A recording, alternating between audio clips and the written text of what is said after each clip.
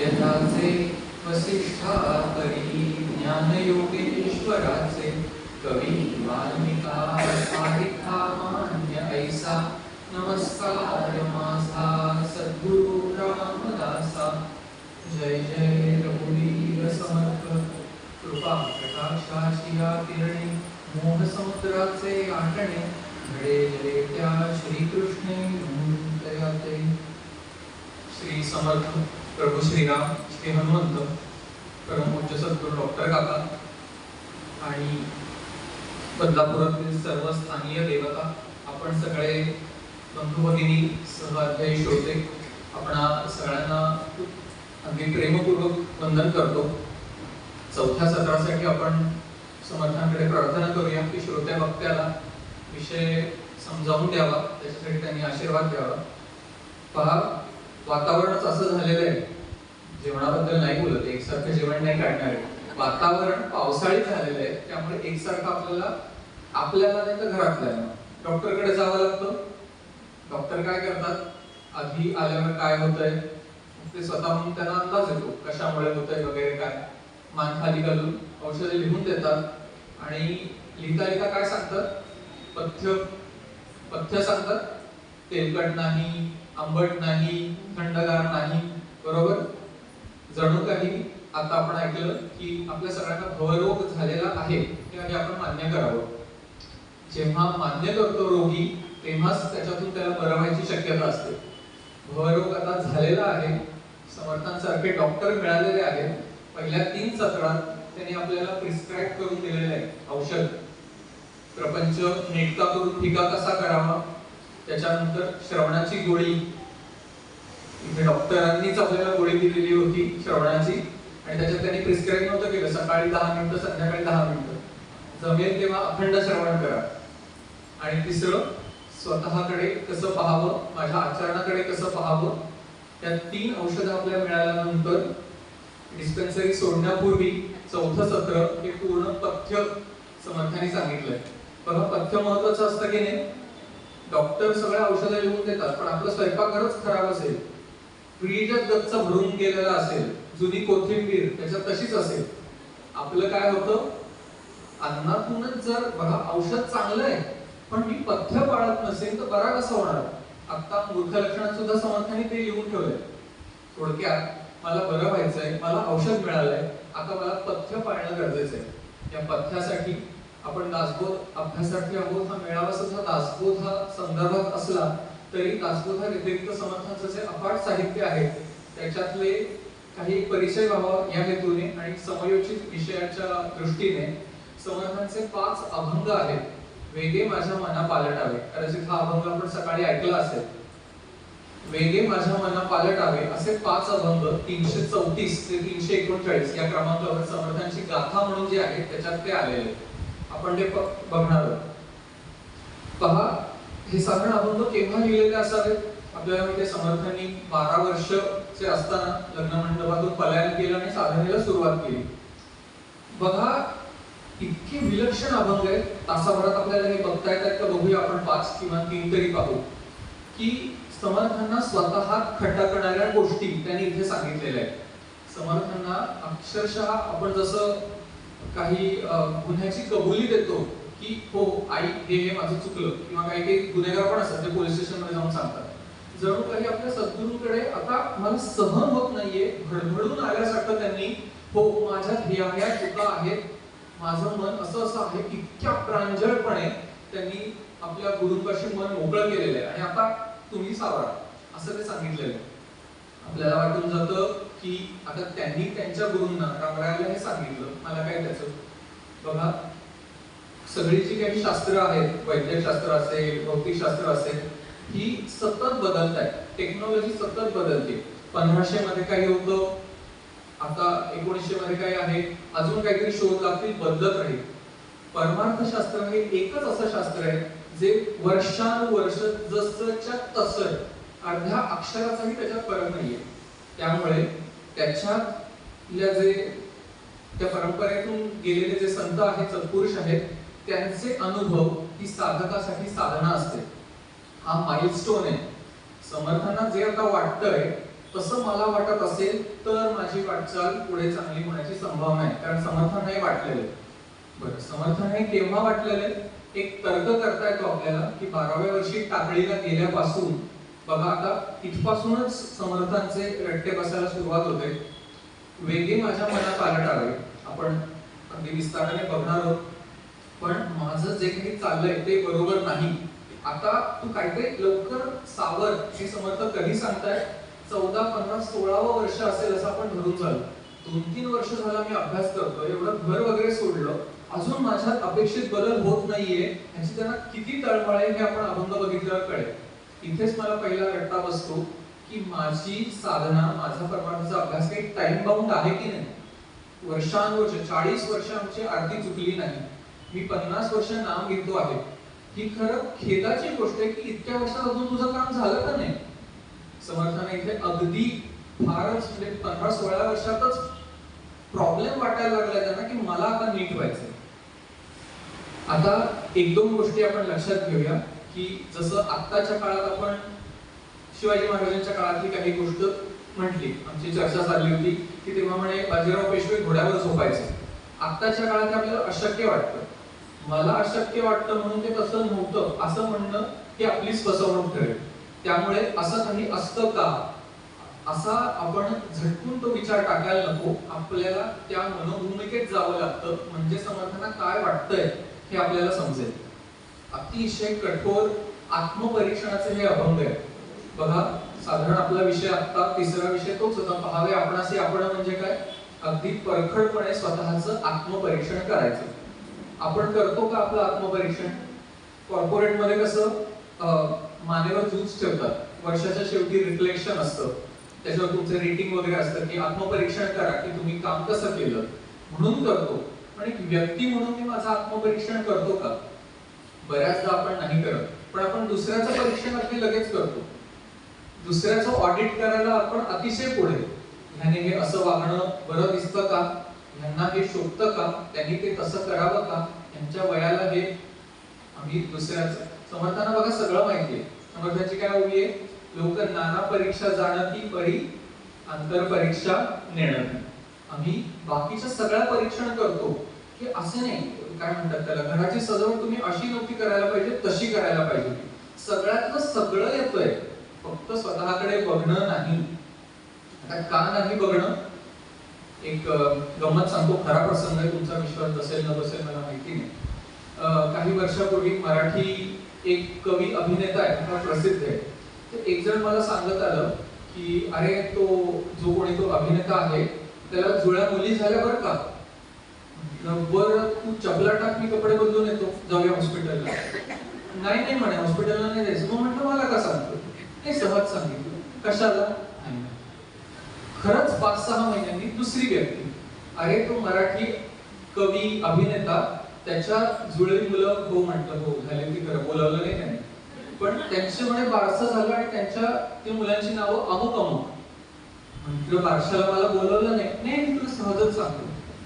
काम अनावश्यक गोष्टी, कुठल्या तरी अभिनेत्रीच्या मुलांची नावांमध्ये आम्हाला इंटरेस्ट आहे. एवढा इंटरेस्ट आम्ही विष्णू सहस्त्रनामातल्या एका नामात जरी दाखवला तरी बघा, आत्मपरीक्षण करायला सवड का नाही? अभिनेत्याच्या मुलांची नावं पण एकमेकांना सांगतात बरोबर, काही कशाशी काही संबंध नाही. आणखीन एक खरी गोष्ट, शेगावला आपण गेलेला असाल तर आनंदसागर विसावा नावाचा फार सुंदर भक्तनिवास आहे. संध्याकाळच्या वेळा तिथे प्रवचनं अखंड लावलेली असतात, रेकॉर्डेड प्रवचन असतात. आम्ही भक्तनिवास सोडत होतो तर पूर्ण तो रस्ता भर त्यांचे ते हे आहेत, काय म्हणतात, स्पीकर्स आहेत, त्यामुळे आपल्याला ऐकू येतं. त्यामुळे बॅग घेऊन जाईपर्यंत एका खेपेत आमच्या एक प्रवचन चाललं होतं आणि त्याच्यात अधोक्षज, म्हणजे बॅग घेऊन जाईपर्यंत मला तेवढंच ऐकायला आलं. अधोक्षज हे विष्णू सहस्त्रनामाचं जे नाम आहे त्याचा ते अर्थ सांगत होते. अधोक्षज म्हणजे काय? अध, अक्ष आणि ज असा शब्द बनलाय तो अधोक्षज. अध म्हणजे काय? मागे किंवा खाली. अध म्हणजे मागे, अक्ष म्हणजे काय? डोळे. जेव्हा आणि ज म्हणजे काय? ज जायते, जन्म होणं. जेव्हा आपण मागे वरून पाहतो तेव्हा ज्याचा जन्म होतो किंवा तो प्रगट होतो तो अधोक्षज. कुठं मागे वरून बघू? पहावे आपणासे आपण, माझ्या अंतःकरणातच जेव्हा मी डोकावून बघेन, अंतर्मुख होईल, अंतर परीक्षा करेन, तेव्हा कोण आपसूक प्रगट होणार आहे? तो परमेश्वर प्रगट होणार आहे, अधोक्षज प्रगट होणार आहे, भगवान विष्णू प्रगट होणार आहे, समर्थ प्रगट होणार आहे, दत्त, देवी, गणपतीही प्रगट होणार आहे. गळे काढायची गरज नाहीये. लहान मुलांना ते एक वेळ शोभतं, आम्हाला अधोक्षज व्हायला काहीही अडचण नाही. आम्ही का करत नाही ह्याच्यासाठी सांगितलं, नको त्या गोष्टींमध्ये आम्ही आमची वेळ आणि एनर्जी ही घालवलेली असते. आता माझी अंतर्परीक्षा करण्यासाठी, अंतर्परीक्षा आत्मपरीक्षण करण्यासाठी मला मोटिवेशन काय आहे? कारण दोन गोष्टी असतात. एक तर मला वाटत असतं मी काही चुकतच नाही, मी कशाला स्वतःच बघू. पहा, मोटिवेशन हे आहे, आत्ताच्याही प्रवचनात येऊन गेलं.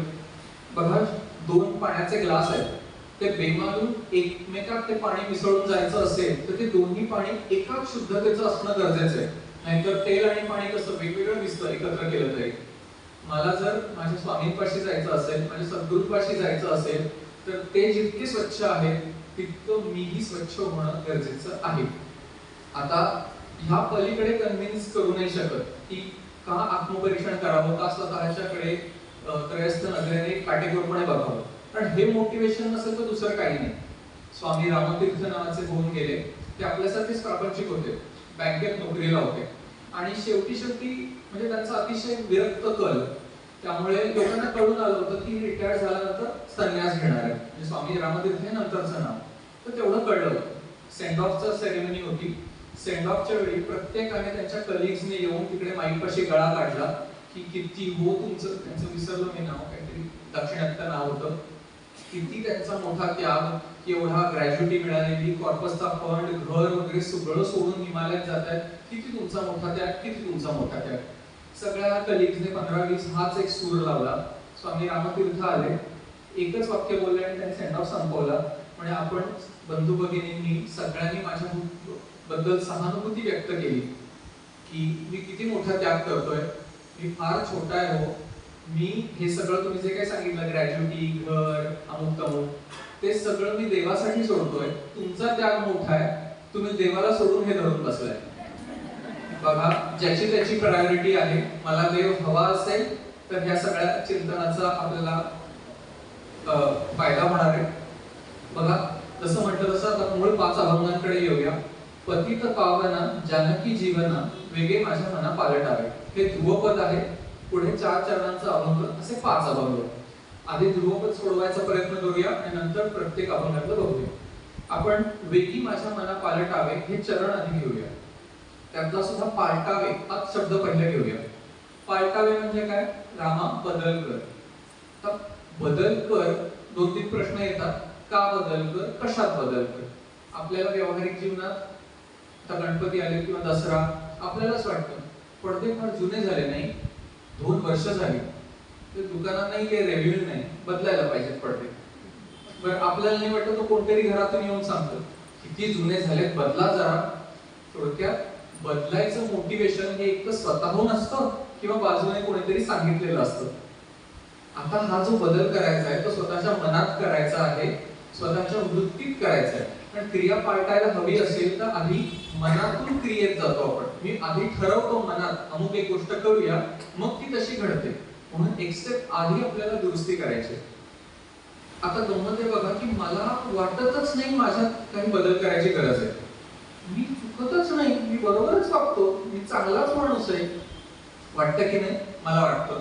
आणि त्यातून कोणी अगदी तर्काने तू अमुक कसा चुकतो आहे हे दाखवून दिलं तर कसं मान्य करण्याशिवाय पर्याय नसतो. पण मग मी लगेच कशाच्या आड लागतो? मी काही देव आहे का? मी काही संत आहे का? माणूस आहे, चुका होणारच. एवढा स्वार्थ तर आजच्या काळात असतोच, लपतो. बघा, जाऊ दे, चालतं, त्यात काय, ह्या अशा सगळ्या गोष्टींनी आपण जर मी आर्ग्यू करत असेल तर माझी प्रगती मी खुंटवलेली आहे. समर्थ पहा, त्यांची भावना का आहे वेगे माझ्या मना पालटावे? कारण टाकळीला जाऊन ते प्रवचन ऐकत होते, ग्रंथाभ्यास ऐकत होते. त्यात चांगल्या संतांची चरित्र त्यांनी ऐकली असतील, गीतेतील स्थितप्रज्ञ लक्षणं ऐकली असतील, किंवा त्यांच्या आधी जे झाले होते ग्रंथ ज्ञानेश्वरीची भक्त लक्षणं ऐकली असतील. त्यांना वाटलंच असायची शक्यता आहे की अरे हे फार दर्जेदार जीवन आहे, माझं काय चाललंय? आणि त्या घुसळणीतून की मला एखादी गोष्ट बदलाविषयी का वाटण्याचं तिसरं कारण, कुणाकडे तरी मी जातो आणि चांगलं बघतो, यांचे पडदे किती छान आहेत, आपणही बदलूया, असं असायची शक्यता. जेव्हा आपण सत्संगात जातो, आपल्यापेक्षा दर्जेदार जीवन कसं आहे ते पाहतो, तेव्हा साधकाला, मुमुक्षुला वाटतं की नाही माझंही तसं असावं. हा बदलामागचा मोटिवेशन आहे. समर्थ साधकाची व्याख्याच करतात, अवगुण त्यागी दिवसेंदिवस करी उत्तम गुणांचा अभ्यास, स्वरूपी लावी निजध्यास या नाव साधक. अवगुण त्यागी दिवसेंदिवस, मला गरज वाटली पाहिजे. स्वामी रामतीर्थांसारखंच, काय देव हवाय की नको, जर मला प्रपंचच हवाय तर काही गुण वगैरे नाही घालवले तरी चालते, एक बेसिक गतीने आयुष्य चालतं, काम नीट केलं की पगार मिळतो, संसारासारखा संसार होतो. त्याहीपेक्षा मला काही मनुष्य म्हणून काही दर्जेदार जीवन जगायचं असेल तर अवगुण त्याही दिवसेंदिवस तरी उत्तम गुणाचा अभ्यास, हे मला गरजेचं आहे. आपण काय म्हणतात त्याला, फोनचं अँड्रॉइडचं नवीन व्हर्जन आलं की तातडीने इन्स्टॉल करतो. आम्हाला व्हर्जन अपग्रेड हवं असतं, आम्हाला स्वतःचंही व्हर्जन अपग्रेड करता आलं पाहिजे. जर मी म्हटलं माझं व्हर्जन परफेक्ट, मला बदलाची काहीच गरज नाही, तर काय होणार, तो मोबाईल स्क्रॅप मध्ये टाकणार परमेश्वर. नंतर दुसरं पालटावे, आपल्याला कळलं. मग काय पालटावे, माझ्या मना पालटावे. आता माझ्या मना, आता मनाला का पालटायचं असं समर्थ म्हणताय, कारण क्रिया जर आपली पालटायची असेल, माझे विचार पालटायचे असतील, तर त्याचा आपण मगाशी बघितलं, मूळ संकल्प मनात उठतो. मन हे गेटकीपर सारखं आहे. मनात पहिला संकल्प उठतो, तो संकल्पाला बुद्धीकडून मंजुरी मन आणून देतो. कितीही चुकीचं वाटलं तरी की नाही आजच्या दिवस करू, आजच्या दिवस गोड खाऊ, आजच्या दिवस सिगरेट पिऊ, मन बुद्धीकडून मंजुरी आणतं. कारण बुद्धी दे रघुनायक आम्ही म्हणत नाही, ती बुद्धी लेची पेची असते आणि मन ती हातापायांनी इंद्रियांनी क्रिया करवतं. जी चुकीची क्रिया घडते तिचं सोर्स कुठे आहे, मनाशी. म्हणून मन बदलायचं. दुसरं, बाहेरून येणाऱ्या ज्या गोष्टी आहेत, आता अनेक जणांना या प्रवचनाचं इन्व्हिटेशन मिळालं असेल, त्यांच्या मनाने ते आतच येऊ दिलं नाही की या प्रवचनाला जाऊया का नको, आणि तिकडेच त्याने गेट किपिंग करताना ते बाजूला काढून टाकलं. त्याला चांगली सवय लावली पाहिजे, चांगल्या गोष्टींना आत घे, बाहेरच्यांना बाहेर ठेव, हे त्या गेटकीपरला सांगितलं पाहिजे. म्हणून मना पालटावे. आणि आपल्याला शेवटी पुन्हा ध्येय मुख्य ते असेल तर संतांचे संगती मनोमार्गे गती, आकळावा श्रीपती येणे पंथे. आम्हाला श्रीपती आकळावा, समजून घ्यायचा असेल श्रीपती कोण आहे, तर त्याला गती काय आहे, मनोमार्गे गती. मोठे मोठे प्रवास केले म्हणजे मला परमेश्वर सापडेल असं नाही, मनोमार्गे गती, मनाने जायचं. कसं पालटायचंय समर्थांना, वेगी माझ्या मना पालटावे. वेगी, आपल्याला घरात अनुभव असेल, मुलं आपली येतात, आई आत्ताच्या आत्ता खायला दे, पटकन कर, मला निघायचंय. वेगी शब्दाने काय, निकड आणि कळमळ आपल्याला दिसून येते. समर्थांना धीर नाहीये जर काही, माझं मन लवकरात लवकर पालट, आता माझ्याकडे वेळच नाहीये. आम्हाला तळमळ कशाची असते, आम्हाला तळमळ त्या गोष्टींची असते जी मिळाली नाही तर मळमळ होते. दुपारचा चारचा बघा, मला एक फोन आला होता, मला वाटलं शंकेसाठी असेल, पण तुम्ही म्हणे चहावर फारच राग धरतात. मी कशाला चहावर राग धरू, ठीक आहे मी चहाचं नाव नाही घेणार, तुम्हाला चहा नको असेल तर चहा चहा चहा, मी कशाला चहा म्हणू, मी म्हणतच नाही चहा. तुम्हाला जे कळलं असेल ते कळलं. मळमळ त्याच्याने होते. समर्थांना तळमळ कशाची आहे, वेगी माझ्या मना पालटावे. हे फारच माझं मन अस्वच्छ, मी कसं करून दाखवू तुला, अशी इतकी तळमळ आहे, ती समजून घ्यावी. बघा, आपण आता गणपती झालेले, आरत्या म्हणतो, दुर्गे दुर्घट भारी तुझे विना संसारी. अर्थ काय याच्या शब्दाचा, दुर्गे हे आई दुर्गा माता, दुर्घट भारी तुझे विना संसारी, तू नसशील तर माझा संसार फार अवघड आहे का. देवी आली चांगली गोष्ट, दुर्घट बिरघट काही नाही, सगळं मस्त चाललंय, देवी असो नसो. आणि आम्ही मोठ्या तोऱ्यात म्हणतो की माझं पोटात एक असं काही नसतं, जे आत येतेच बाहेर आहे. तोंडावर देवीला खोटं म्हणतोय, दुर्गे दुर्घट भारी तुझे विना संसारी. काही देवी वाचून आमचं अडलेलं नाहीये, तितकी तळमळच नाहीये. नवरात्रात एक दुसरी आरती येते, लोलो लागला आंबेचा, भेदा भेद कायचा, आला कंटाळा विषयांचा, धन्ना मळ मायेचा, लोलो लागला आंबेचा.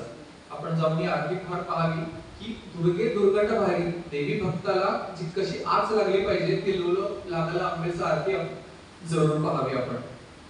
तर सगळ्या संतांनी धावरे धावा आता, तुझं वेळ शिणं होतो, धावरे धावा आता, इतकी तळमळ आहे की आत्ताच मला हे नीट करून हवंय, सवडीने वगैरे काही नाही, आत्ता म्हणजे आत्ता हवंय. मनुष्य आहे, हळूहळू होईल, हे सत्य आहे की हे सगळं ड्रास्टिक होत नाही, पण आपल्याला सांगायला पाहिजे तर परमेश्वराला की तू आत्ता मला नीट कर, ही अशी अर्ज आधी आम्हाला वाटली पाहिजे. आम्ही येई ओ विठ्ठल पण म्हणतो, येई ओ विठ्ठले माझे माऊली ये. आपण इतकं कॅज्युअली बोलवल्यासारखं करतो की ठाण्याला आला की माझ्याकडे येऊन जा. येई ओ विठ्ठले माझे माऊली, आई आहे ती, तू ये माझ्याकडे. आमचं लक्ष निढळावळी करचा र वाढवण्यात, ते माऊली शब्दावर, त्याची सगळ्या अभंगाची मेघ माऊली शब्दावर आहे. मला पांडुरंगापाशी आईचा भाव निर्माण झाला पाहिजे आणि आम्ही र वाढवत.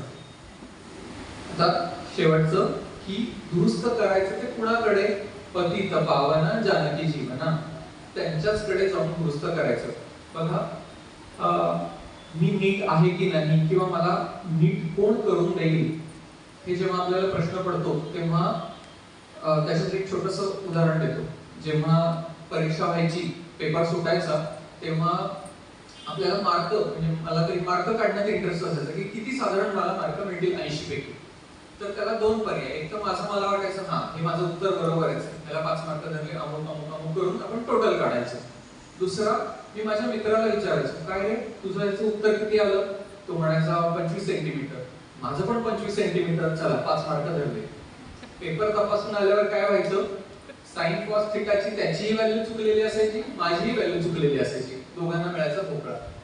सांगायचा मुद्दा हा, बाकीचं ठीक आहे, पण न्याय नीती धर्म, योग्य अयोग्य, माझ्या मनाची स्थिती, ह्या सगळ्याचा निवाडा आपण स्वतः करू नये, आपल्यासारख्या दुसऱ्यांकडेही करू नये.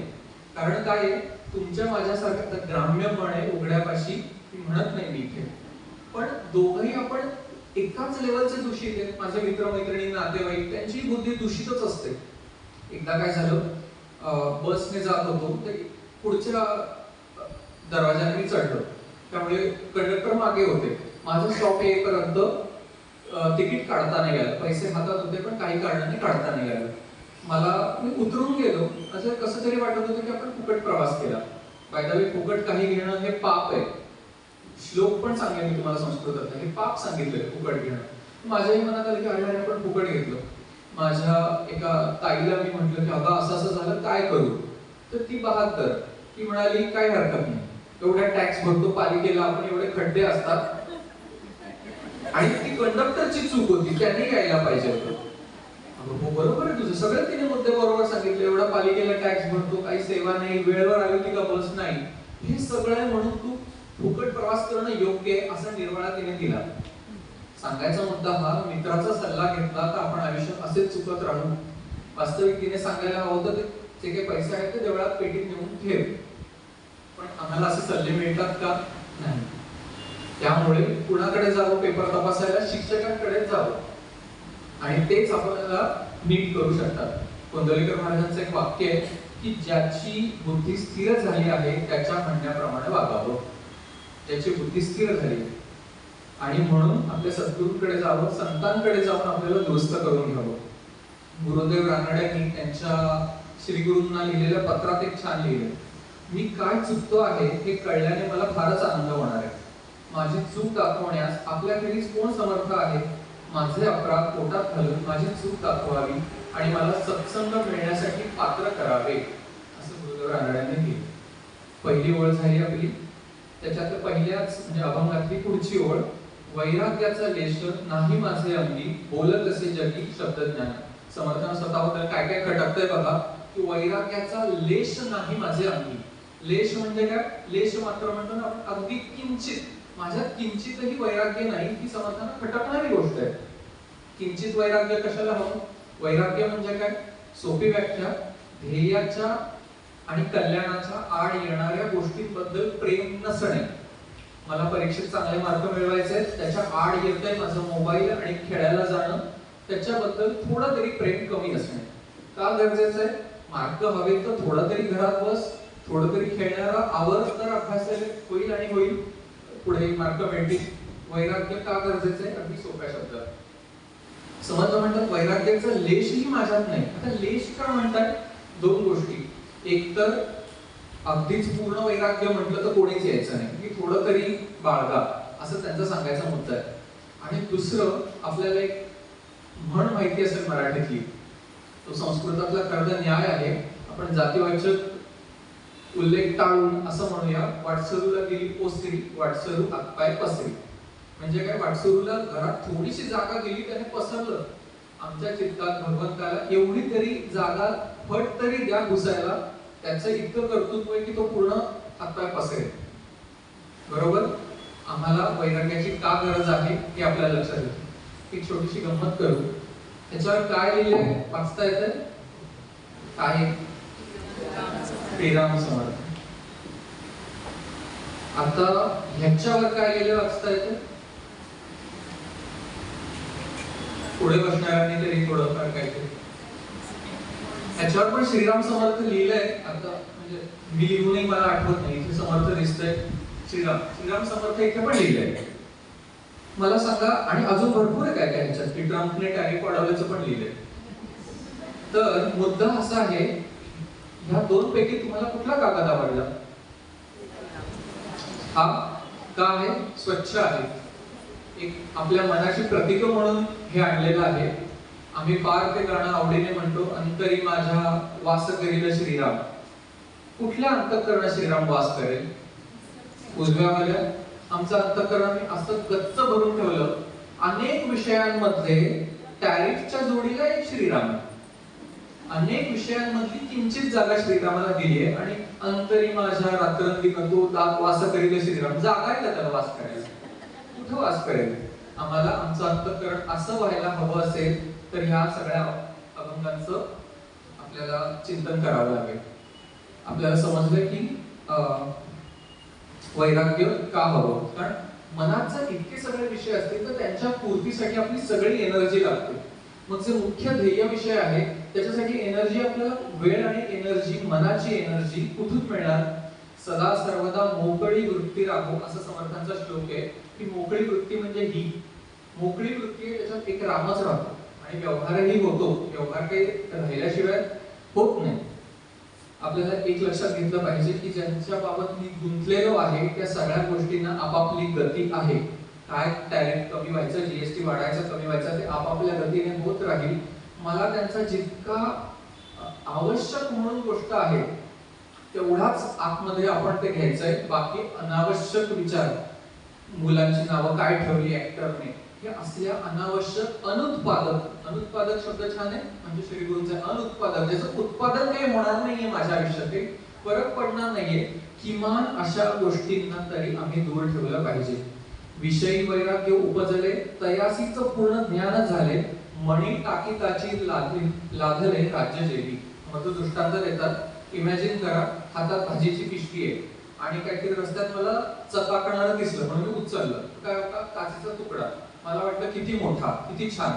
थोडं पुढे चालून गेल्यानंतर चिंतामणी दिसला. मी काय म्हणतो, मी तो उचलू नाही शकत, एका हातात भाजीची पिशवी आहे, संसार आहे, तो टाळता नाहीये, पण तो हातातला काचेचा खडा तरी टाकून दे. मी म्हणतो माझे दोन्ही हात बिझी आहेत म्हणून मी चिंतामणी नाही घेऊ शकत. तो काचेचा तुकडा टाक, तुला चिंतामणी मिळेल, असं समर्थाने सांगतात. काचेचा तुकडा म्हणजे काय? अनावश्यक गोष्टींमध्ये आमची आसक्ती, तेवढी ती आम्ही टाकायची. कर्तव्य छान करायचंय, तो काही मुद्दा नाही, पण अनावश्यक गोष्टी टाकायच्या. पुढचं आहे, देह हे कारणी लावावे नावडे, आळस आवडे सर्व काळ. समर्थ त्यांच्यातली खटकणारी गोष्ट सांगतात की मला देह हे कारणी लावावे नावडे आणि सतत आळस आवडतोय. देह हे कारणी म्हणजे कुठल्या कारणी? लगेच मनात श्लोक येतो, तुझे कारणी देह माझा पडावा, आणि माझं देह हा तुझ्या कारणी पडत नाहीये, ही समर्थांना खटकणारी गोष्ट आहे. आता तुझे कारणी देह माझा पडावा म्हणजे देवाचं कारण कुठलं? कारण म्हणजे कॉज. सोप्या शब्दात परमेश्वराचा कॉज कुठला आहे? तो निर्गुण निराकार परमात्मा अवतरला कशासाठी? धर्म संस्थापनार्थाय. बरोबर. देव देश धर्म यांच्या प्रती माझं काही एक कर्तव्य असतं, ते कर्तव्य मी केलं पाहिजे. अशा कर्तव्याच्या वेळी मी बरोबर मागे आळस आवडे सर्व काळ. स्वागत यात्रा असेल, शोभायात्रा असेल, मुलांना काही संस्कार वर्ग देणं असेल, काय होईल, माझं 2 तास टाइमपास कमी होईल. त्या टाइमपासतही मला वैराग्य येत नाहीये की देवदेश धर्मासाठी मी काही करावं, समर्थांना खटकता येते. दुसरं, परमेश्वराचं देह हे कारणी म्हणजे काय, परमार्थ हे मुख्य कारण आहे. या नरदेहाचे संबंधे बहुत पावले उत्तम पदे, अहंता सांडून स्वानंदे सुखी झाले. आमचं इथे जन्माला येण्याचं मुख्य कारण काय आहे, हे हित करणं आहे. जन्मनिया काय साधले स्वहित, असं स्वामी स्वरूपानंद प्रश्न विचारतात. आमचं हित करणं, सार्थक करून घेणं आयुष्याचं, परमात्मा प्राप्ती करून घेणं हे आपलं मुख्य काम आहे आणि ते करण्यात माझा आळस आहे. बाकी सगळं करायला मी पुढे आहे. हजारोंच्या खरेदी करतो पण 500 रुपयाची आध्यात्मिक पुस्तकं ग्रंथ आम्हाला घेवत नाही. दुसरं आहे की देह हे कारणी म्हणजे कर्तव्य, जी काही आपल्या वाट्याला आलेली कर्तव्य असतात. पहा, कर्तव्याला परफेक्ट केल्याशिवाय परमार्थात कितीही आपण उड्या मारल्या तरी त्या फलद्रूप होणारच नाही. आपली कर्तव्य जेव्हा आपण छान करू, सगळ्यांचं घरच्यांचं राहिलंय काहीतरी तुम्ही खिचडी भात लावा पण मी दासबोध घेऊन बसणार, असं केलं तर आम्हाला दासबोधातल्या पोळ्या समजणार नाही. सिद्धांत आहे हा. आपली कर्म उत्तम उत्कृष्ट पूर्ण क्षमतेने केल्यानंतर अर्धा तास केलेलाही अभ्यास फळतो. त्यामुळे माझी कर्तव्य ओळखून, आता ओळखून का, आता मी माझ्या कर्तव्य मोजक्या 2 गोष्टी मी माझी कर्तव्य म्हणेन आणि झालं म्हणेन असं नाही. सगळी कर्तव्य, घरच्यांप्रती, बाहेरच्यांप्रती, सासरच्यांप्रती, माहेरच्यांप्रती, ऑफिसप्रती, देव देश धर्माप्रती सगळी कर्तव्य छान करून जो काही फुलभर दुधाची कहाणी, ते फुलभर दूध जे आम्ही वाहू ते आम्हाला दाभारा भरणार आहे. आणि तिसरं आहे देव हे कारणी लावावे नावडे म्हणजे परोपकार. परोपकार आम्हाला आमच्याकडून घडत नाही. विशेष मी अधिक बोलत नाही. सुषमाताई वाटवे आपल्याला कदाचित ठाऊक असतील, युट्यूबवर त्यांची छान प्रवचन आहेत. त्यांचे श्री गुरु स्वरूप असलेले स्वामी माधवनाथ, त्यांनी फार सहवास त्यांना मिळाला. त्यांनी फार प्रश्नोत्तर संवाद त्यांचा खूप छान झाला. मी काही बोलण्यापेक्षा मी तिथे त्यांच्या संवादात काही वाचून जात होतो. त्यांनी प्रश्न विचारला स्वामीजींना की ध्यान नाम सर्व चालू आहे तरी देखील काहीतरी कमी पडते आहे की ज्यामुळे पूर्णत्व येत नाही. स्वामीजी उत्तर देतात, मुख्य गोष्ट परोपकार होत नाही.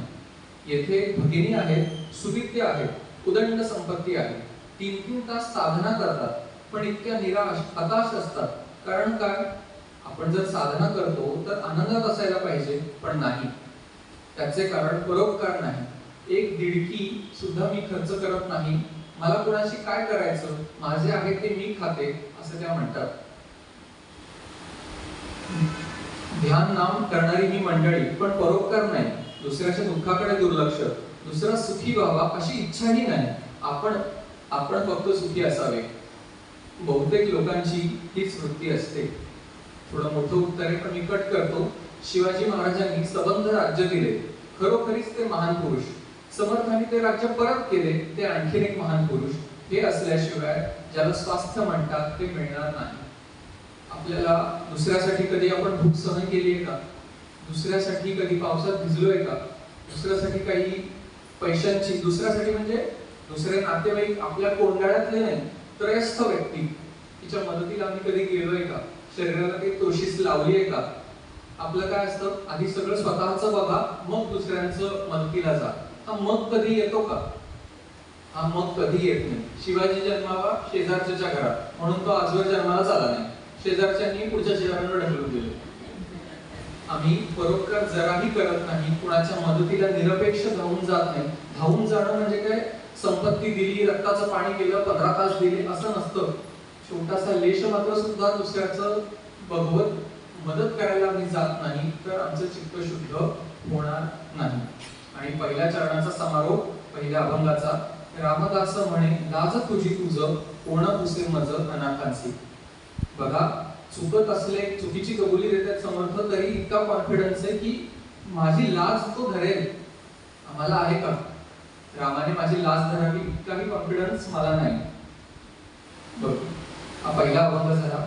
पुढचा अभंग ध्रुवपद तेच आहे. दुसरं चरण, मुखे बोले ज्ञान पोटी अभिमान पाहे परम न्यून सर्व काळ. मला आश्चर्य वाटतं समर्थांचं, ज्या गोष्टी आम्ही लीलया करतो एकदम ताठ मानेने करतो त्याचा त्यांना इतकी खंत वाटते. पाहे परन्यून सर्व काळ. गॉसिप वगैरे केल्याची काही कधी खंत वगैरे वाटलीये? इथे समर्थांच्या डोळ्यात अश्रू आले. पाहे परन्यून. परन्यून म्हणजे काय? माझ्याकडून दुसऱ्याचं पूर्ण बघितलं जात आहे. तक्रारी वृत्ती असते का आमची? काही जणांची सतत तक्रारच असते. पाऊसच का? पाऊस थांबलाच का? पाऊस पडतोयच का? थंडीच का? थंडीच का नाही? हे असंच का? ते तसंच का? चटणी तिखटच का? पुऱ्या गारच का? एक सारख्या तक्रारी. जेवढ्या आमच्या तक्रारी कमी तितकं आम्ही समाधानी आहोत. हे आपल्याला काही लिटमस टेस्ट असतं. बघा, माळाच्या माळा मी नाम घेतो, त्याचा काय परिणाम होतोय बघायला नको? आम्ही जेव्हा SIP करतो, रोज दिवसातून 2दा, शेअर मार्केट संध्याकाळी बंद असतं, काय व्हॅल्यू बदलणार आहे, तरी उघडून बघतो किती पैसे साठले. आता मी जी साधना करतो त्याच्याने माझ्यात काय बदल होते हे मी बघितलं पाहिजे. माझ्या दुसऱ्याच्या चुका काढणं कमी होत आहे का? माझ्या तक्रारी कमी होत आहेत का? हे मी बघितलं पाहिजे. पाहे परन्यून सर्व काळ हे समर्थांना त्रासदायक वाटतंय. आमचं मन आम्ही मोठं केलं पाहिजे. मोठ्या मनाने दुसऱ्याच्या चुका असतील जरी तरी त्या पोटात घेतल्या पाहिजे. पहिलं काय होतं? मुखे बोले ज्ञान पोटी अभिमान. मी तोंडाने ज्ञानाच्या गोष्टी पुष्कळ करतो पण पोटी अभिमान. अभिमान शब्दाचा अर्थ काय? प्रणष्टकांचा आधार घेऊन म्हणजे लगेच समजेल. समर्थ म्हणतात, जडली उपाधी अभिमान साधी विवेक नाही बहुसाल बाधी स्वामी वियोगे पडली गमेना तुझं विण रामा मज कंठ विना. मला अभिमान कसला होतो? माझ्या उपाध्यांचा. उपाधी म्हणजे काय? पुन्हा सोपं की जे मला इतरांपेक्षा वेगळं पडतं ते त्याला म्हणतात उपाधी. सगळ्यांपेक्षा वेगळा शर्ट घातला तरी ती उपाधी. आणि मग मला वाटत राहतं की माझा चॉईस, माझ्याकडे किती पैसे, केवढा उंची कपडा मी खरेदी करू शकलो. पैशाचा अभिमान असतो, डिग्रीचा अभिमान असतो, स्टेटसचा अभिमान असतो, सत्तेचा अभिमान असतो. अशा अनेक उपाध्या मला लागलेल्या असतात आणि त्यांचा काय होतो? मला अभिमान. त्याच्यामुळे काय होतं? परन्यून हे त्याच्यामुळे होतं की तुम्ही काय, मी कोण आहे मला माहिती आणि तुम्ही कोण आहात. मला कोण ते पटकन आठवत नाही, पण आम्ही जेव्हा सज्जनगडावर शिबिराला जायचो, काहींचा भाव असतो की समर्थ वावरले त्या गडावर तुम्ही चप्पल घालणार नाही. काही जण पायाला दगड टोचतील म्हणून घालून येतात. आता ह्याच्यात नको जायला आपण, पण हा प्रश्न एकाने नेला की चप्पल घालावी की नाही गडावर. त्यांनी एकच सांगितलं, काही जण चप्पल पहिल्या पायरीच्या सारी चप्पल काढतात. ते म्हणाले की मला नाही काही सांगता येणार, गडावरचेच होते मी विसरलो, चप्पल काढा नाही तर नका काढू, तुमच्या डिग्र्या, तुमचे पैसे, तुमचं बँक बॅलन्स ते सगळे पहिल्या पायरीच्या खाली ठेवून या. पहा, मुद्दा हा आहे, आमचा अभिमान हा गेला पाहिजे. जे दुसऱ्यात चांगलं आहे ते पाहावं, मन मोठं करावं, दुसऱ्याचं छोटंसं चांगलं सुद्धा भरपूर कौतुकाने सांगावं. त्याच्यावर काय परिणाम होईल ते माहित नाही. आपलं मन निश्चित शुद्ध होत राहतं. दुसऱ्याच्या चुका काढून नयेत हे इतकं पथ्य आपण पाळावं. पुढचं चरण आहे, दृढ देह बुद्धी तेणे नाही शुद्धी जहालो मी क्रोधी अनावर. बघा, आम्हाला ज्याची खेत खंत नाही त्याची समर्थांना खंत आहे. दृढ देह बुद्धी, माझी देहबुद्धी इतकी दृढ आहे की तेणे नाही शुद्धी, माझं मन शुद्ध नाही हे त्यांनी अगदी स्वच्छपणे ओळखलंय की माझं मन शुद्ध नाही. ऍक्सेप्ट करणं हे फार महत्वाचं असतं परमार्थात. हो, ह्या चुका आहेत, आता कशा दुरुस्त करायच्या ते मला तुम्ही सांगा. शुद्ध नाही म्हणजे काय? अशुद्धी कशामुळे? ते चित्तातली काम, क्रोध, मोह, मद, मत्सर ही जी रांग आहे, तुलना आहे, ईर्ष्या आहे. पटकन कोणाचं तरी बघितलं की अमुक त्यांनी नवीन घर घेतलं, पहिलं विकलं का? म्हणजे त्याचे 2 घरं होता कामा नये. पहिलं विकून दुसरं घेतलं तर ठीक आहे, म्हणजे काय फार श्रीमंत नाही झाले. पण पहिलं ठेवून दुसरं घर घेतलं म्हणजे फारच श्रीमंत. ही अशुद्धी आम्हाला वाटत नाही, इतके सहज आम्ही हे डायलॉग बोलत असतो. ही अशुद्धी आहे हे मला कळलं पाहिजे, तर मला समर्थांकडे जाता येईल, नाहीतर नाही व्हायचं. ते निषिद्ध कर्म प्रवृत्ती, जे करायला नको ते करावं असं वाटतं. आमची नको ते प्रारब्ध उदयाला येतात. म्हणून काय करतो आम्ही? पिक्चरला जातो, पैसे देतो, एसीत बसतो आणि रडतो. पैसे देऊन रडण्याचं प्रारब्ध. पण तेच त्याच्यापेक्षा कमी पैशात आजचा मेळावा होतोय. एवढ्या कमी पैशात तिकीट नसतं सिनेमाचं. चॉईस, आमचं अंतःकरण चॉईस काय करतं? निषिद्ध चॉईस जेव्हा होतात तेव्हा माझं मन शुद्ध नाही, स्वच्छ नाही हे आम्हाला समजून येतं. आणि त्याच्यामुळे काय होतं? पण थोडं वेळेअभावी कळतोय की शुद्ध अंतःकरण नसल्याने क्रोध मला छोट्या छोट्या कारणाने येतो. मनासारखं नाही घडलं. हल्ली अगदी 1.5-2 वर्षाची मुलं सुद्धा अशी ठाणाणा बोंबलतात. काय त्याचं कारण काय? ते कुठलंतरी खेळणं अर्धा फूट बाजूला घेतलेलं असतं. जीन्स जेनेटिकच आपलं होत चाललंय की मनाच्या विरुद्ध आम्हाला खपतच नाही. अखंड लगेच काय होतं? राग येतो. बघा, राग हा 2 गोष्टी. आदरणीय अलका त्यांनी सांगितलं, राग आणलेला असावा. जेव्हा गरज असेल तेव्हा तो आणावा आणि झालं की ठेवून द्यावा. पोलिसांना राग आणावा लागतो, त्याशिवाय ते नाही त्या गुन्हेगाराला पकडू शकत, बोलवून घेऊ शकत. त्याच्याकडून राग आणावा. कधी कधी ऑफिसमध्येही राग आणावा लागतो. राग आणायचा म्हणजे काय? इथून आणायचा, पोटातून नाही आणायचा. व्हॉल्यूम मोठा करा टीव्हीचा, पोटातून थरथरायची काय गरज आहे? थरथरायचं असेल तर हे जे समर्थ थरथरतायत ना, तसं थरथरणं हवं. मला तो भाव पोहोचवता येतोय नाही येतोय ठाऊक नाही, म्हणून ते सकाळी एक प्ले सुद्धा केलं होतं, ते कवन पद. मला क्रोध आल्याचा त्यांना क्रोध आलाय जवळपास. माझ्याकडून हे घडत नाहीये, माझ्याकडून नेम होत नाहीये, मला पुरेसा अभ्यास होत नाहीये, मला वेळेचं नियोजन जमत नाहीये, मी इतके दिवस संप्रदायात आहे पण म्हणावी तशी. काय होतं, मला तर टोचलं पाहिजे. मी अमुक एका श्रीगुरूंचा अनुग्रहित शिष्य म्हणवतो आणि माझ्यात जर चुका असतील, माझ्या श्रीगुरूंना डाग लागतो आणि मग मी काय तोंडाने जावं? माझ्यामुळे त्यांना डाग लागतो. ते निष्कलंक आहे, त्यांच्यात काही वाद नाही, पण लोकांच्या दृष्टीने हा यांचा मोठा एवढं करतो पण वागणं बघा, यांचं मला वाईट वाटलं पाहिजे. मी जर आड लपत असेल की माझ्याकडे वेळच नाही, माझी साधना हळूहळू चालू आहे, मी संत काय आहे, हे असे मी स्वतःला डिस्काउंट द्यायला लागलो. परमेश्वर कृपेत डिस्काउंट करतो बरं का. जर आपल्याला जोर लावायचा असेल तोही जोर लावतो, पण आपलं झुरकुटुक असेल तर तोही काही विशेष सहाय्य करत नाही. मला राग आला पाहिजे ह्या सगळ्या गोष्टींचा. माझी नीट साधना होत नाहीये. मला नामात 108 म्हणायची नाम असेल तर जवळपास 70-80 नावं वारावर उडून जात आहेत. ह्याचा मला राग आला पाहिजे, तर तो साधकाची ती आंतरिक घुसळण ज्याला म्हणतात, ती घुसळण झाली पाहिजे आणि त्याचा क्रोध आला तर चांगला आहे. रामदास म्हणे, ऐसा मी अज्ञान सर्व ब्रह्मज्ञान बोलवणीय. कदाचित त्या काळात माझं थोडं निरूपण करायला लागले असतील, अर्थात ते लीला चरित्र आहे समर्थांचं. आपल्या मार्गदर्शनासाठी हे सगळं आहे, पण त्यांना असं झालंच नाहीच झालेलं, तर त्यांनी आपल्यासाठी माणसासारखं जगून दाखवले. ते टप्पे माइलस्टोन्स त्यांनी जगून दाखवले. सर्व ब्रह्मज्ञान बोलवणीय. काकांनी पण सांगितलं, माया ब्रह्मावर मोठी मोठी प्रवचनं. काय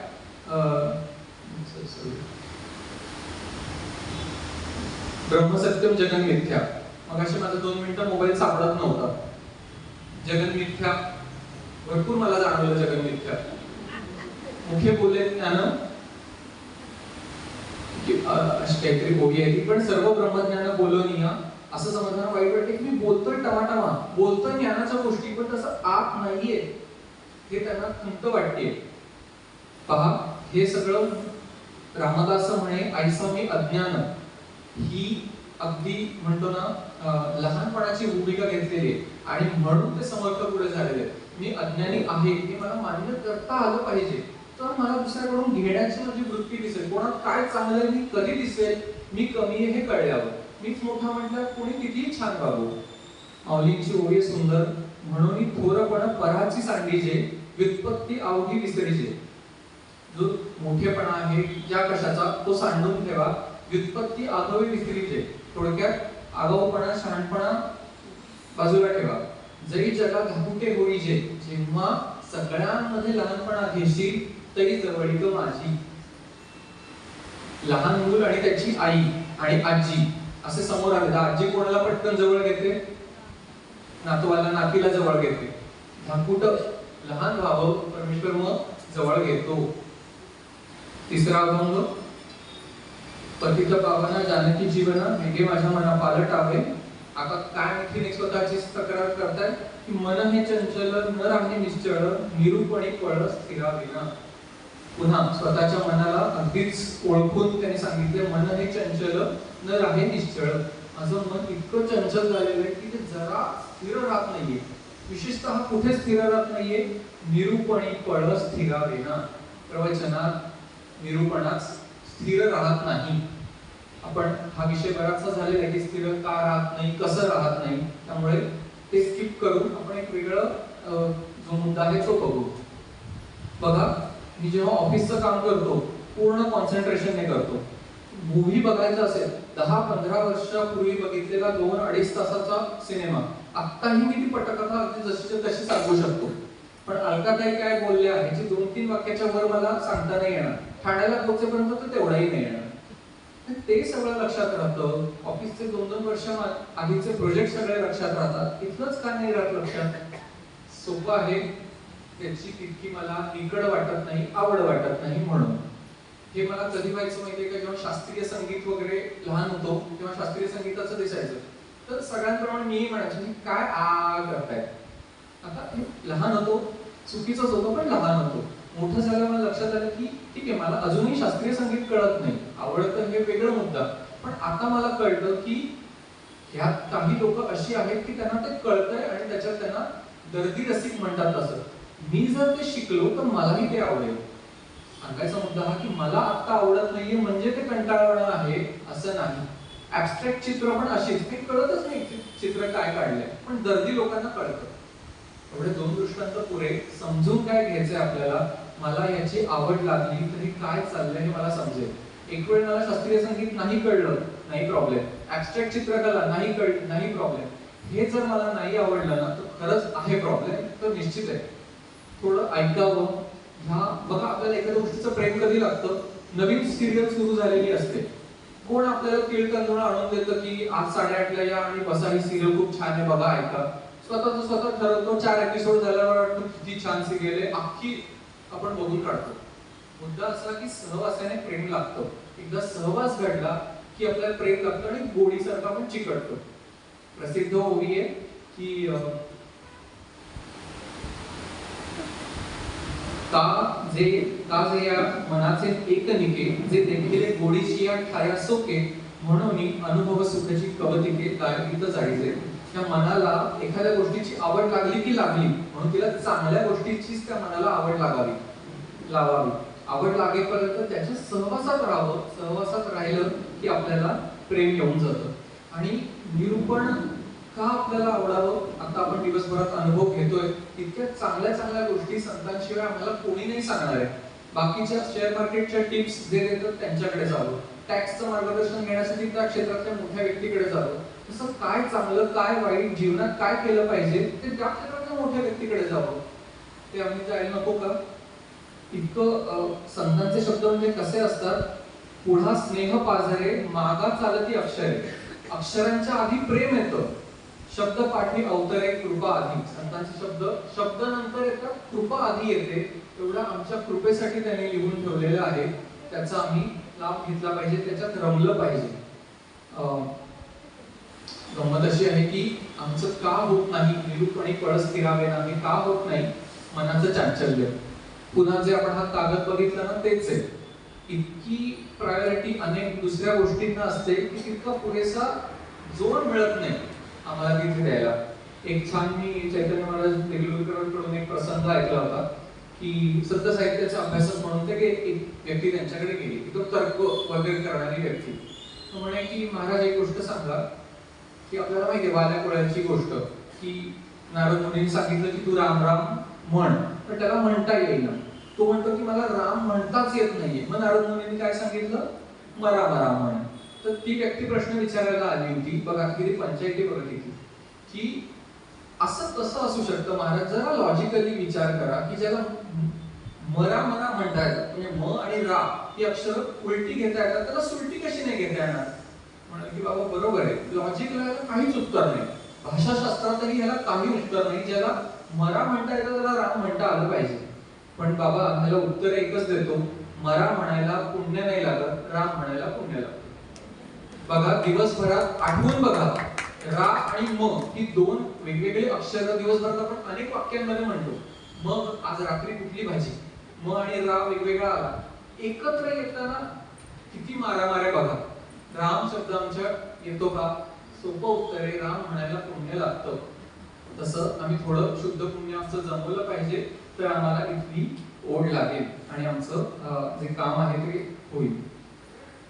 तेच निरूपणी फळ स्थिरावण्याचं कारण समर्थ स्वतःच कारण मीमांसा किती बारीक आत्मपरीक्षण केलंय बघा. स्वतःच सांगतात निरूपणी फळ स्थिरावना का सांडूनिया ध्यान विषय चिंतन करीत असे मन आवरेना.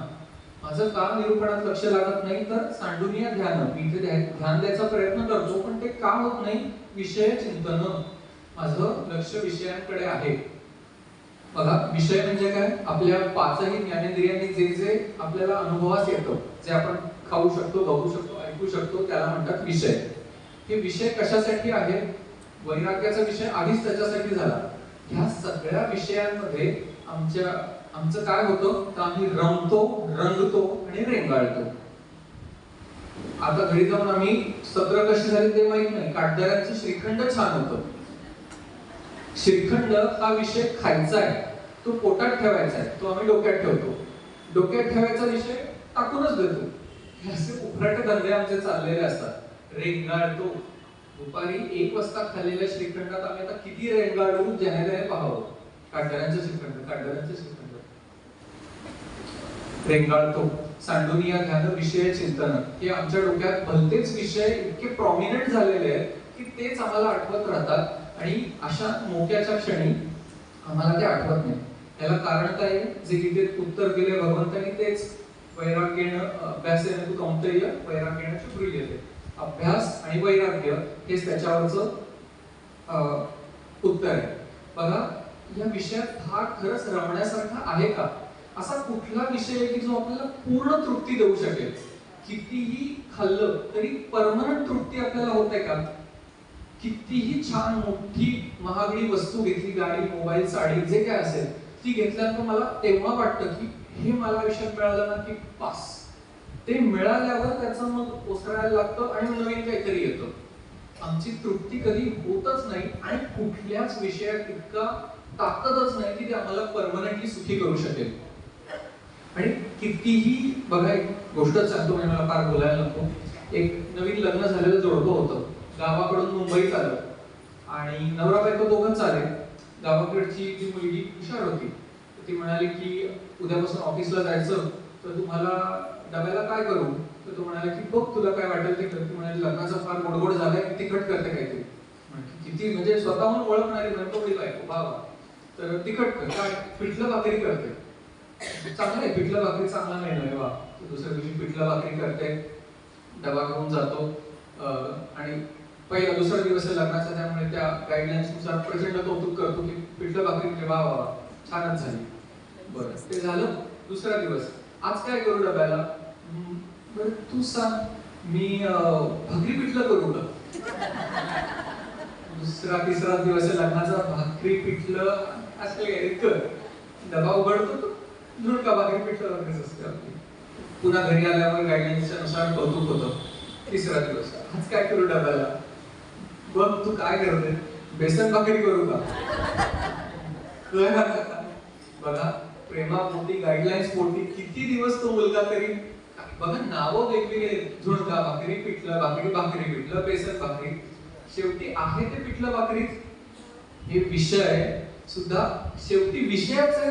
पदार्थ बदलतात, गाणी बदलतात, वस्त्र रंग बदलतात, स्पर्श तोच, दृश्य तेच, शब्द तेच, चव तीच, तरी आम्ही मग आम्हाला वीट का नाहीये. त्या मुलाला, काल्पनिक मुलाबद्दल तुम्हाला जी सहानुभूती वाटली की किती बिचारा पिठलं भाकरी खाईल, आपली सहानुभूती आम्हाला केव्हा वाटणार आहे, आम्ही ह्याच्यातच दलदलीत अडकून पडलोय, केव्हा आमचं हे पिठलं भाकरी सुटणार आहे. आम्हाला ही अनावश्यक आसक्ती काढता आली पाहिजे. कबीरजींचा एक दोहा आहे की भली हुई मेरी फुटी मटकी, भली हुई मेरी गगरी फुटी, मैं तो पनिया भरन से छूटी. बरं झालं माझा पाणी भरायचा घडा फुटला, माझी पाणी भरायची कटकट गेली. कुठलं पाणी भरायची, गगरी कसली आहे. एक पुन्हा उदाहरण, 2-3 आठवड्यापूर्वी मला ऑफिसातून एक मग मिळाला, कॉफीचा मग. घरी उघडल्यावर कर्मधर्म संयोगाने त्याच्यावर देवनागरीत अ आणि ए असा लिहिलेला होता. घरचे साहजिक म्हणाले की हा तुझा कप म्हणून. माझा वगैरे कप नाही, मला असा कप लागत नाही डेडिकेटेड. हा घरी आणलाय, घरच्यांचा कप आहे. गगरी, गगरी काय आहे, समजा मी म्हटलं असं हो ए लिहिलाय म्हणजे माझा कप. आता जेव्हा माझा कप तो होतो तेव्हा मला जे काही चहा कॉफी दूध लागतं ते त्याच कपातून दिलं पाहिजे. जर आमची कामवाली बाई आली नसेल तर आम्ही पण ते घासणार नाही, पगार देतो, तर त्या कपात मला मग दूध मिळणार नाही, मग त्याच्याबद्दल मला दुसऱ्या कपातून दूध मिळेल. माझा ए वाला कप का नाही आणला? बघा, प्यायचे दूध आणि कप, बरं त्याच्यानंतर काही कारणाने दही वगैरे लावायला तो कप आईने घेतला आणि माझ्या वेळेला मला दिसला नाही, माझा कप कुठे गेला? आणि तो कप कधी ना कधी फुटणार आहे, चिनी मातीचं भांड आहे, फुटणार आहे, माझा कप फुटला. हे सगळं पर्यावरण आहे. माझा कप म्हटला की त्याच्या अवतीभोवतीचं हे सगळे बाळणपण आम्हाला करायला येतात. पण कबीर महाराज काय म्हणतात, नको ती असतात ती ठेवूच नका, मी तो पर्यावरणचे छुटी. काही कामं नाही येत का दुसरी, काय कळता कळत नाहीये तासभर, आणि कपात कुठे लक्ष घालून बसायचं. अनावश्यक गोष्टी आम्ही सोडलं पाहिजे. ह्या अभंगाचं शेवटचं चरण तर अल्टिमेट आहे. रामदास म्हणे, कथा निरूपणे मनाची लक्षणे जैसी तैसी.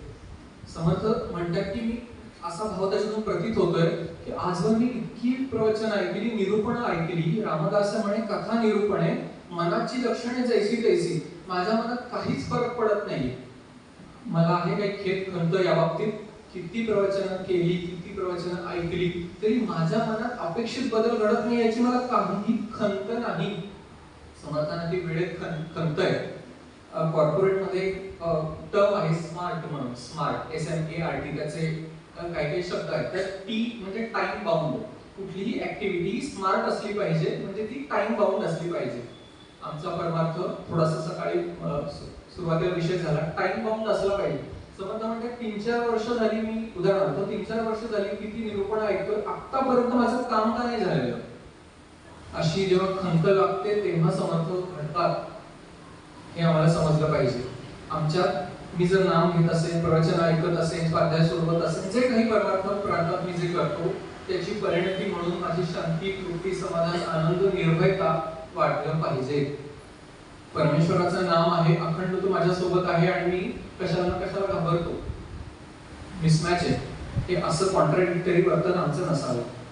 पुढचा 4था अभंग, मिथ्या शब्द ज्ञाने तुझं अंतरलो, संदेही पडलो मीपणाचे. मिथ्या शब्द ज्ञाने म्हणजे काय? स्वतःच्या बुद्धीने केलेले अर्थ करून मी तुझं अंतरलो. स्वतः अर्थ करणं, मला हे वाटतं, गणपतीला हे आवडतं, हे म्हणजे हेच आवडतं, मग तुझं अंतरलो. त्या जास्वंदाच्या कळ्यांसाठी ज्यांचे भाव गणपतीत वाढतात त्यांच्यासाठी घसाघीस करून मला वाटतं मी मोठी भक्ती केली. तुझं अंतर आलं, फुल मिळवून दिलं गणपतीला, तुझं अंतर आलं. आम्ही मिथ्या शब्दज्ञाने, त्या प्रत्येक उपचार पद्धती आम्ही लावलेली आहे, पण त्याच्यातच अडकून पडणं म्हणजे त्याला अंतरण्यासारखं आहे. तुम्ही मकरात अडकलात तर गणपतीला विसरणार. हे इतकं साधं सोपं आहे की बाह्य उपचार किंवा त्याचे नियम ह्याच्यात फार न गुंतता आपल्याला पुढे जायचंय. शंका फार असतात मिथ्या शब्दज्ञाने, कारण देवाचं स्वरूपच नक्की कळलेलं नसतं. तो अन्यायीच आहे. म्हणजे मी कुठे ते लक्षात नाही, कानावर पडलं होतं. माझी मावशी म्हणजे एक भगिनी दुसऱ्या भगिनीला सांगत होती की तिची मावशी किती ग्रेट आहे, आता वय 75 झाली, अमुक कोणती कुणाच्या अध्यात्मात नाही तिने कधी केलं, सगळ्यांची चांगलं वागली. अशा माझ्या मावशीला परमेश्वराने मोक्ष नाही दिला तर त्याच्या दरबारात न्याय नाही. आता ही इकडे बसवून त्याला ऑर्डर सोडणार की माझी मावशी वर आल्यावर तिला मोक्ष दे. मिथ्या शब्दाने तुझं अंतर होतं. तुझं काय चाललंय ते परमेश्वराबद्दल माहिती नाही, ईश्वराचे न्याय नियम माहिती नाही, आणि असं काहीतरी आमचं चाललेलं असतं. सदा खळखळ निर्गुणाची घडे, सगुण आवडे ज्ञान गर्वे. सगुण निर्गुण फार असतं. आम्ही निर्गुणाचे उपासक, आम्ही ब्रह्मज्ञानी निर्गुणाचे उपासक. सगुण म्हणजे काय, तुम्ही पूजा करणारे, अडकणारे त्याच्यात, असं नसतं. एक साधी ओवी समर्थांची, सोपी ओवी आहे. निर्गुण नेले संदेहाने, सगुण नेले ब्रह्मज्ञान. ब्रह्मज्ञान नुसतं झालं की सगुणापेक्षा एका अर्थी निर्गुण श्रेष्ठ आहे, कारण सूक्ष्म आहे, म्हणून तरतम भाव ठरवायची जिम्मेदारी तुला नाही दिलेली. निर्गुण नेले संदेहाने, निर्गुण म्हटलं तर ते काही कळत नाही. सगुण नेले ब्रह्मज्ञाने, ब्रह्मज्ञान म्हटलं की सगुणाची पूजा करत नाही, दोघीकडे अभिमानी पोस केले. त्या सगुण निर्गुणच्या रगाड्यात काहीच उपासना होत नाही. संतांनी सोपं सांगितलंय ना, ते हे परब्रह्म विटेवरी. ते परब्रह्म होतं, कोणाला समजण्यासाठी अवघड होतं. ऋषी मुनींनी थोडी तक्रार केली की आमच्या कक्षेत या, तो परब्रह्माचा अवतार झाला, तो डायरेक्ट विटेवर आला. ते जे निर्गुण आहे तेच सगुण आहे, इतकं सोपं आमच्या डोक्यात आम्ही फिट्ट बसवून घ्यावं म्हणजे हे असले प्रश्न तरी पडणार नाही. आणि शेवटचा आता 5वा अभंग की पतित पावना जानकी जीवना वेगी माझ्या मना पालटावे, भक्तीची आवडी नाही निरंतर ओरडे अंतर भावाविना. समर्थांना आपल्या आतल्या कोरडेपणाची खंत आहे. ताईंनी विषय काढला होता भक्ती रसायन या ग्रंथात. पूर्णतः अंतःकरणाचं द्रवीभवन कसं करावं. द्रवीभवन म्हणजे काय, अगदी सोपं सांगतो. त्यांनी पण असं सांगितलं की आपल्या चित्ताचा प्रवाह झाला पाहिजे. आता हे बघा, हा ठोकळा मोबाईल आहे, तो इथे म्हणजे इथेच आहे, पण हे जर मी पाणी सांडलं तर ते जरा तरी इकडे तिकडे जाईल. आमचं चित्त तसं झालेलं आहे. मला कोणाबद्दल काही वाटत नाही, परमेश्वराबद्दल प्रेम नाही, काही नाही, कोरडं अंतःकरण झालेलं आहे. मग परमेश्वराची ओढ कशी लागणार. चित्ताचं द्रवीभवन झालं पाहिजे.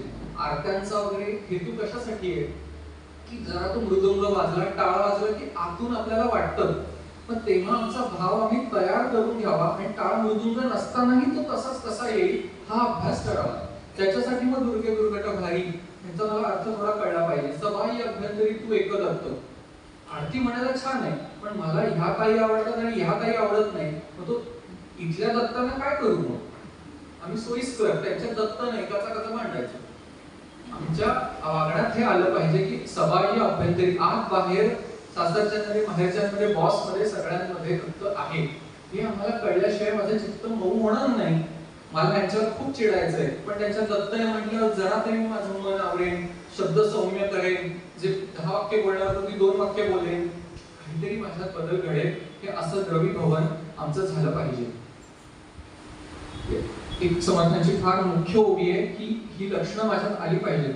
नारायण असे विश्वी त्याची पूजा करीत जावी, या कारणे तो शवावी कोणीतरी काया. परोपकाराचा मुद्दा होता तोच. नारायण विश्वात बघितल्याशिवाय आमचं मन मऊ होणार नाही. सगळ्यांमध्ये माझा प्रभू दिसतो. माणसांमध्ये सोडा, चैतन्य महाप्रभू एखादं गुलाबाचं टवटवीत फुल दिसलं तरी माझा प्रभू म्हणून त्या धावत जायच्या फुलाकडे आणि त्या फुलात त्यांना परमेश्वराचं दर्शन होत असेल. हा असा आमचा भाव असेल तर आमची भक्ती, मी भक्त आहे म्हणून घेण्यात अर्थ आहे. बऱ्याचदा मी भक्त म्हणून घेतो स्वतःला, भक्तीच्या कृती करतो, भक्तीचे उपचार करतो, पण भक्ती करतो का असा कधी कधी प्रश्न आपल्याला पडून जातो. मी भक्ती म्हटल्यावर जे जे उपचार असतात, कृती असतात, त्या सगळ्या होतात, पण आत जे असायला पाहिजे ते तितकंसं नसतं. त्याच्यासाठी काय, ज्ञानेश्वरीतली, गीतेतली भक्त लक्षणं आपण बघितली तर आपल्याला सगळं कळून येतं की मी कुठे कशात बसतो. ते पहिलं चरण होतं भक्तीची आवडी. आपल्या सगळ्यांना भक्तीची आवड आहे. भक्तीची आवड आहे आम्हाला देवा, नाही निरंतर. त्यामुळे त्यांना साधे डाऊट नाही स्वतःबद्दल. मला निरंतर भक्तीची आवड लागली पाहिजे असं ते म्हणतात. निरंतर भक्तीची आवड कशी लागेल, सगळ्यांमध्ये तो बघितला तर. आमचं काय होतं, देवाऱ्यासमोर उभं राहिलं की भक्तीचं बटन ऑन होतं. मग कधी देवळात गेलो की मग तेव्हा ते बटन ऑन होतं. एरवी ते बटन ऑफ असतं, कारण एकसारखा देवारा आणि देव कुठून आणणार. म्हणून एकसारखं आम्हाला कोण दिसतं, माणसं दिसतात. त्या माणसांमध्ये प्रत्येक जीवात असलेला परमेश्वर, कुत्रा, मांजर, माणूस यांच्यात आम्ही पाहिला तर अखंड परमेश्वराची भक्ती आम्ही करू शकतो. गणेश चतुर्थी 365-66 दिवस आम्ही करू शकतो. 10 दिवसात विशेष करू, पण उरलेल्या वर्षभरही करू. काही फारसं विसर्जनाच्या वेळी दुःख वाटत नाही, कारण वर्षभर मी तुझ्यापेक्षा दूर कुठे आहे. आता विशेष उपचार केले एवढंच. समर्थ पुढे म्हणतात की कोरडे अंतर भावे घेणं. भाव मनात असला पाहिजे. भाव शब्द आपण युजली भावना या अर्थी घेतो की भावना उचंबळून येतात वगैरे. तो भावाचा एक आविष्कार आहे असं म्हणा. जेव्हा खरोखर परमेश्वराच्या सगळीकडे अनुभूती येते, प्रत्येकाच्या पिंड प्रकृतीनुसार आरती म्हणताना किंवा कधीही डोळ्यात पाणी वगैरे येऊ शकतं. आता आलंच पाहिजे हा काही क्रायटेरिया नाही. आलं तर रोखू नये, जबरदस्ती काढू नये. आल्यास समजेल किंवा टिपून टाकावं. आपली साधना, आपली भाव असा प्रदर्शन त्याचं कळत नकळत होऊ नये. भाव शब्दाच्या 2 छोट्या छान गोष्टी सांगतो. भाव या शब्दाचा अर्थ विश्वास आहे. आणि भावनेच्या अंगाने जो अर्थ आहे तो सांगतो की भावाचा पहिला स्तर काय आहे की दुसऱ्याचं दुःख सुद्धा मला माझं वाटणं हा भावाचा पहिला स्तर आहे. एम्पॅथी सिम्पॅथी आपण ऐकलं. दुसऱ्याच्या आनंदात मला आनंद वाटणं हा भावाचा दुसरा स्तर आहे. एक वेळ दुसऱ्या दुःखाचं दुःख वाटतं की अरे रे तुमच्या घरात पाणी शिरलं का. दुसऱ्याचा आनंद मगाशीच म्हणतात असं अजून एक घर ठेवून अजून एक घर घेतलं मलाही खूप आनंद झाला पाहिजे की तुझी भरभराट होते छान. तिसरं सुख दुःखाशिवाय म्हणजे हे कारण आहे की त्याच्या घरात पाणी शिरलं ह्याने नवं घर घेतलं. ह्या सुख दुःखांच्या घटनांशिवाय नुसतं नाव घेतल्यानेही भाव जागृत होणं आनंद होणं हा भावाचा तिसरा टप्पा आहे. आणि चौथा म्हणजे परमेश्वराचा कुठेही अभाव नाही सगळीकडे तो आहे हा भावाचा चौथा टप्पा आहे. चौथ्या टप्प्यासाठी एक गोष्ट सांगतो. थोडासा उशीर झालाय पण गोष्ट छान आहे. गोष्ट आहे मंगेशकर कुटुंबाची. मुंबईत जेव्हा ते राहायला आले तेव्हा परिस्थिती त्यांची गरिबीची होती. एक छोटंसं घर होतं पत्र्याची शेड होती थोडक्यात. आणि उन्हाळ्यात फार गरम व्हायचं. म्हणजे 4 भावंड आणि त्यांची आई माई मंगेशकर. तर इतकं उन्हाळ्यात गरम व्हायचं की ते चौघही जण बाहेर झोपायचे अंगणात असं. तर आता बघा रात्रीच्या वेळी हृदयनाथ मंगेशकर वगळतात 3-4 बायका आणि तरुण मुली अशी माई मंगेशकर झोपू नाही शकायच्या कारण 4 मुलं झोपलीत आपली. तर त्या पहारा पेंगत अशा बसलेल्या असायच्या. तर एकदा काय झालं मध्यरात्री एक चोर पळत आला. अर्थात सत्य घटना आहे. चोर पळत आला आणि तो त्यांच्या समोरच्या माडाच्या झाडावर चढला. पाठोपाठ 5 मिनिटांनी पोलीस आले. पोलिसाची चावल लागल्यावर माईंनी डोळे मिटून घेतले. झोपल्याचं सोंग केलं. पोलीस आला आणि म्हणाला की तुम्ही इथून येताना एका चोराला बघितलं का इथे येताना. ते म्हणाले नाही. असं कसं इथूनच गेला. म्हणजे मी झोपले होते. आता बरोबर झोपेचीच वेळ काही फार पोलिसांनी ताणला नाही. पोलीस गेले. थोड्या वेळाने तो चोर उतरून खाली आला. तो म्हणाला की तो त्याच्या दृष्टीने म्हणाला की तुम्ही फार चांगले आहात तुम्ही मला वाचवलं. म्हणजे की बाबा रे मी पण पापभिरूप आई आहे. तू जे करतोस ते चुकीचंच आहे. पण 3 पोरी पदरात आहेत. मुलगा लहान आहे. मी एकटी अशी बाई ह्या भागात मला कोणाशी पंगा घेऊ नये इतकं व्यवहारिक त्याने सांगितलं. तर त्याच्यावर तो चोर काय म्हणाला की ताई तुम्ही मला जे काही असेल जे काही कारण असेल तुम्ही मला वाचवलं. त्यामुळे आजपासून मी तुमचा भाऊ ह्या एरियात तुम्हाला कोणीही त्रास देणार नाही याची मी काळजी घेईन. त्यांच्या चेहऱ्यावर काहीच भाव म्हटलं नाही. ठीक आहे की मी इथला दादा आहे आणि मी एवढी मदत ऑफर करतोय मला काहीच नाही वाटत. आणि ते म्हणाले अरे तुझ्या पूर्वी सुद्धा मी इथे राहतच होते ना. म्हणजे तुम्हाला कोणाचा आधार आहे की कुठल्या कॉन्फिडन्सवर तुम्ही हे करताय. ती मंडळी गोव्याची. तर माई म्हणाल्या की माझ्या मागे मंगेश आहे पुढे मंगेश आहे माझ्याकडे तो बघतो आहे. त्याचं माझ्याकडे आमच्याकडे लक्ष आहे. त्या भावावर त्या विश्वासावर तो माझ्या मागे पुढे आहे त्या विश्वासावर आम्ही जगतोय. हा प्रसंग नंतर मग पुढे हृदयनाथजींनी शांताबाईंना सांगितलं आणि नंतर मग मागे उभा मंगेश पुढे उभा मंगेश काय पुढे माझ्याकडे देव माझा पाहतो आहे. गोंधळकर महाराज या सिमिलर सांगतात की परमेश्वर माझ्याकडे बघतो आहे हा भाव आम्ही ठेवणं गरजेचं आहे.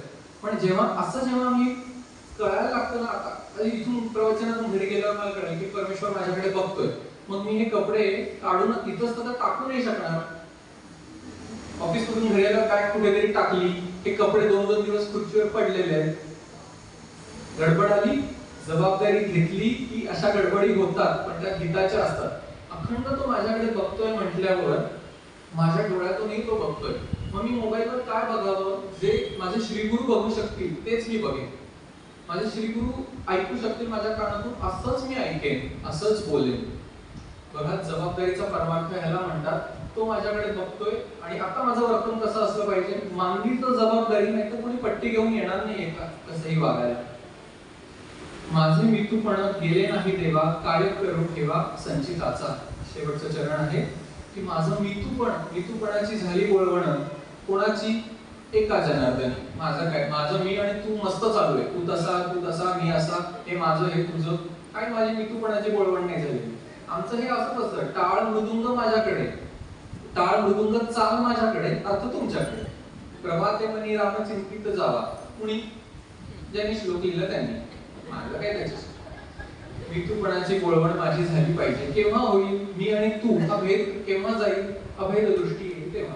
परमेश्वर दृष्टीने मी पाहिलं तर तू असा मी असा उच्च नीच भाव माझा राहणार नाही. काय करू ठेवा संचिताचा. मीतूपणाचं कारण काय आहे? आमचं संचित, आमची कर्म थोडीशी नीट नसल्यामुळे हा भेद दिसत राहतो. माऊलींची ओवी सांगतो आणि पुढे जातो. एक 9व्या अध्यायातली ओवी आहे. माऊली विचारतात की कैचे कर्म आड आले जे मीची नाही म्हणती. परमेश्वर नाही असं म्हणायला तुझी कुठली कर्म आडवी आली आहेत? आमची कुठली ना कुठली संचितातली कर्म आडवी येतात म्हणून आमची या सगळ्याकडे प्रवृत्ती होत नाही. शेवटचं चरण. रामदास म्हणे पतिताचे उणे पतित पावने सांभाळावे. मी बाबा हे सगळं आत्मनिवेदन केलं, हे सगळं माझा कच्चा चिठ्ठा तुझ्या पुढे ठेवलेला आहे रामा. मी पतित आहे. तर बघा पतिताची लक्षणं ही सगळी आहेत. माझ्यात ही लक्षणं असतील तर मी पतित आहे आणि आता माझं पतिताचं होणं तुझ्याकडेच आहे आणि ते काय आता पतित पावने सांभाळावे. माझ्याकडून मला कळलं काय काय माझा प्रयत्न चालू आहे, पण त्याला यश देणं तुझ्याच हातात आहे, त्यामुळे तर तूच मला सांभाळ. हे असं समर्थाने आत्मनिवेदन केलंय. ही सगळी लक्षणं जर माझ्यात असतील आणि मला त्यांचा त्रास होत असेल तर तात्काळ डॉक्टरकडे जावं. सांप्रत सुद्धा अनेक संत सद्गुरू आहेत, त्यांच्याकडे जावं, मार्गदर्शन अनुग्रह घ्यावा, ऍडमिट व्हावं, ट्रीटमेंट सुरू करावी. फार वेळ लागतो बरं व्हायला या आजारातून, अनेक वर्ष जावी लागतात. हळूहळू बरं होतं औषध घेत राहिलं तर, पण आपण औषध घ्यायला सुरू केलं पाहिजे. थोडा वेळ 10 मिनिटं वगैरे औषध घेऊन होणार नाही. फुल टाइम परस्यूट असं आमचे श्री गुरु म्हणतात. परमार्थ हा पार्ट टाइम जॉब नाहीये, फुल टाइम परस्यूट आहे असं ते म्हणतात. आणि आमच्याकडून हा फुल टाइम परस्यूट व्हावा अशी समर्थांच्या चरणी प्रार्थना. त्यांनी आमच्या मनाला वेगातल्या वेगाने हे आयुष्य संपायच्या आत वेल इन ऍडव्हान्स आमच्या मनाला पालटावं आणि शांती तृप्ती समाधानाचा अनुभव द्यावा ही त्यांच्या चरणी प्रार्थना सर्वांच्या तर्फे करतो आणि वाणीला विराम देतो. जय जय प्रभू.